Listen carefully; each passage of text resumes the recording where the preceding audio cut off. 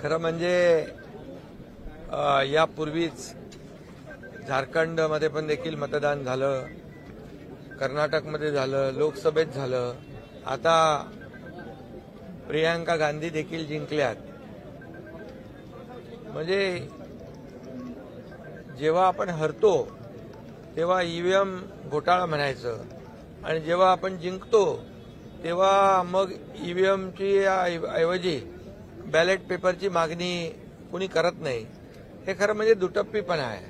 हे खरं म्हणजे विरोधी पक्षाकडे कुठलाही आता मुद्दा राहिलेला नाही आणि विरोधी पक्षाला या महाराष्ट्रातल्या जनतेने, मी म्हणालो होतो की विरोधी पक्षाला या महाराष्ट्रातली जनता चारी मुंड्यात चित करेल.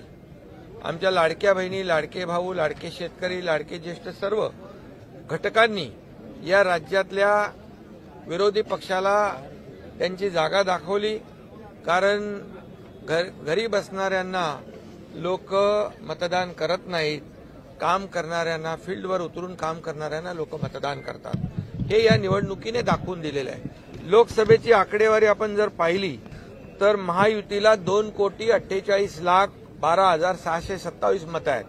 म्हणजे 43.55% मतदान झालं आणि आम्हाला जागा मिळाल्या 17 आणि महाविकास आघाडीला 2,50,00,000 म्हणजे 2 लाखाचा फरक आहे आणि त्यांना मिळाली मतं. आम्हाला मिळाली 43.55% आणि महाविकास आघाडीला 43.71%, म्हणजे 15-16चा फरक आहे. आणि या पॉइंटमुळे आम्हाला जागा मिळाल्या 17 आणि महाविकास आघाडीला जागा मिळाल्या 31. मग हा ईव्हीएम घोटाळा झाला का म्हणायचा? मग तेव्हा त्यांनी कुठलाही ईव्हीएमच्या बद्दल आक्षेप घेतला नाही. आणि त्यामुळे आज काल मी आदरणीय पवार साहेबांचं देखील ऐकत होतो. त्यावेळेस त्यांनी म्हटलं की शिवसेनेला 79 लाख मतं मिळाली आणि 57 जागा मिळाल्या आणि काँग्रेसला 80 लाख मतं मिळाली आणि त्यांना 16 जागा मिळाल्या. कारण काँग्रेसनी जवळपास 100पेक्षा जास्त जागा लढवल्या, आम्ही 80 जागा लढवल्या. त्यामुळे कमी जागा लढवल्या आणि त्यांनी जास्त जागा लढवल्या.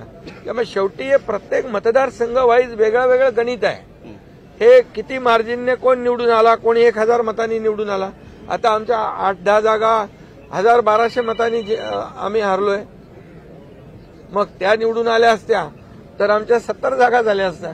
मग 79-80 लाखामध्ये 70 जागा, मग याच्यावर तर मोठा आक्षेप घेतला असता. परंतु मी आपल्याला मुद्दाम या ठिकाणी सांगतो, लोकसभेमध्ये शिवसेनेला 73,67,674 मतं मिळाली आणि एनसीपीला 58,51,166 मतं मिळाली.